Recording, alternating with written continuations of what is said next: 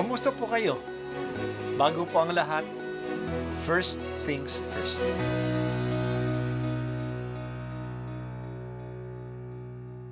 Good morning po. Sinisimulan po natin ngayon ang first things first. At dito po, tinatalakay natin sa unang bahagi ng umaga natin ay ang first readings na binabasa po sa banal na misa. Ito pong tinatalakay natin kasi madalas po kasi marami na tayong alam tungkol sa gospel readings.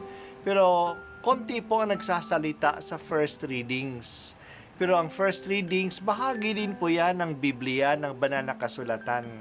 Kaya susubaybayan po natin ang mga first readings. Basahin po natin at minsan kailangan ng basahin ng 2 o 3 beses bago maintindihan kasi hindi po tayo familiar sa mga istorya at sa mga kaisipan na tinatalakay dito. Ang pagbasa mula sa mga gawa ng mga apostol. Noong mga araw na iyon, ang mga mananampalataya ay nagkahiwa-hiwalay dahil sa pag-uusig na nagsimula nang patayin si Esteban. May nakarating sa Phoenicia, sa Chipre at sa Antioquia. Saan man sila makarating, ipinangangaral nila ang salita, ngunit sa mga Hudyo lamang. Subalit may kasama silang taga-Chipre at taga-Sirene na pagdating sa Antioquia ay nangaral naman sa mga Griego ng mabuting balita tungkol sa Panginoong Hesus. Sumaka nila ang kapangyarihan ng Panginoon at maraming naniwala at nanalig sa Panginoon. Nabalitaan ito ng simbahan sa Jerusalem, kaya't sinugo nila sa Antioquia si Bernabe. Nang dumating siya roon at makita ang pagpapala ng Diyos sa kanila, siya'y nagalak at pinayuhan silang lahat na manatiling tapat sa Panginoon.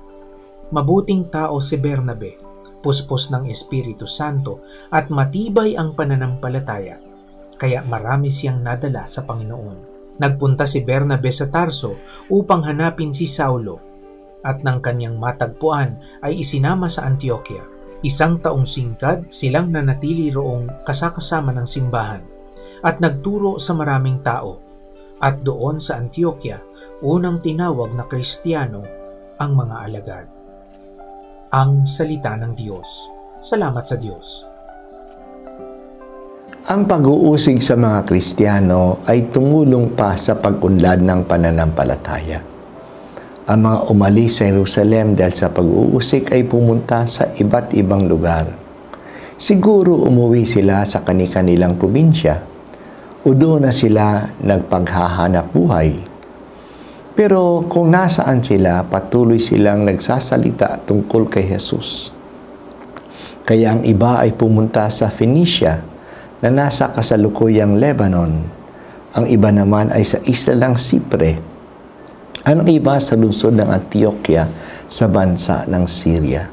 Sa kanilang pagpapahayag tungkol kay Jesus, sa kapwa Hudyo lang sila pumupunta.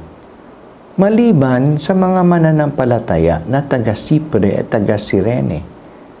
Nung sila ay napapunta sa Antioquia, ang capital city ng Syria, nagsalita din sila sa mga Griego. Ang tinutukoy ng mga Griego dito ay hindi lang yung nagsasalita ng Greek, kundi pati na kundi ang mga hindi Hudyo. Sila ay nabibilang sa mga Gentiles. Marami mga Griego sa Antioquia ang tumatanggap sa magandang balita. Nang dumating ang balitang ito sa mga apostol sa Jerusalem, pinadala nila doon si Barnabas, isang taong puno ng Espiritu at mananampalataya. Siya ay taga-isla ng Chipre, kaya siya rin ay Greek-speaking. Nasaksihan niya ang lakas ng pananampalataya ng mga taga-Antioquia. Natuwa siya at in-encourage niya ang mga taga-roon na manalig sa Diyos at manatiling matatag. Dahil sa dami ng trabaho sa pag-o-organize ng mga tao at sa pagpangangaral, pinuntahan niya si Saulo na noon ay nandoon sa kanila sa Tarsus, sa kabilang Roman province ng Cilicia. Si Bernabe rin ang nagpakilala kay Saulo sa mga mananampalataya sa Jerusalem nung ito'y nagbagong buhay. Kaya kilala niya at siguro kaibigan niya si Saulo. Silang dalawa ay nagtulungan na itayo at palakasin ang simbahan sa Antioquia. Dito sa lungsod na ito, nauso na tawaging Kristiyano ang mga naniniwala na dumating na ang Kristo at siya ay si Jesus. Naging international na ang paglawak ng pananampalataya. Noon ito ay para lang sa mga Hudyo sa Jerusalem at sa probinsya ng Judea. Ngayon ito ay nakarating na sa karating bansa. Salamat sa pag-uusig. At marami na ring hindi mga Hudyo, mga tinatawag na Griego o Gentile, ang tumanggap ng magandang balita. Dumikit na rin sa grupong ito ng mananampalataya ang pangalang Kristiyano. Ang paglawak ng mga Kristiyano hindi na aayon sa anumang 5-year plan o strategic planning ng mga apostol. Ito'y ayon sa plano ng Diyos. Ang ginawa lang ng mga apostol ay tumagon sa mga pangyayari na madalas ay hindi nila inaasahan. They made themselves available to respond to the work of God. Sa malikhaing pagtugon na ito, sumunod sila sa plano ng Diyos na siyang may hawak sa kasaysayan. Talagang kumikilos ang Diyos sa kasaysayan. At ang kasaysayan natin ay kasaysayan ng kaligtasan. Pati ang pag-uusig at kahirapan ay ginagamit ng Diyos upang ang kaligtasan ay mas lalong lumaganap. Maniwala tayo na kumikilos ang Diyos sa mga pangyayari sa ating buhay. Pati na ang kaguluhan sa politika natin at ang mga digmaan sa mundo, ito rin ay tutungo sa kaligtasan. Hindi natin alam papaano, pero kumikilos din ang Diyos sa mga pangyayari ngayon at siya rin ay nababahala.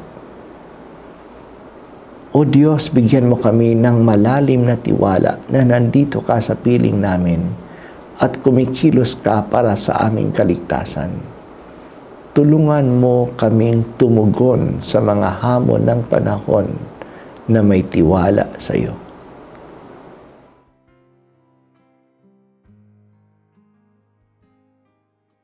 At ako po ay si Bishop Broderick Pabilio dito sa First Things First.